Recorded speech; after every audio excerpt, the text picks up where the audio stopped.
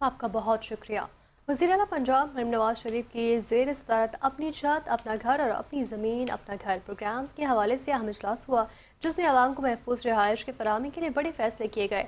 वज़ीर आला ने कहना जैसे वाक़यात की रोकथाम के लिए अपना घर महफूज घर प्रोग्राम शुरू करने की मंजूरी दे दी। इजलास में प्रोग्राम के तहत 2 नई कैटेगरीज मुतारिफ कराने का फैसला किया गया।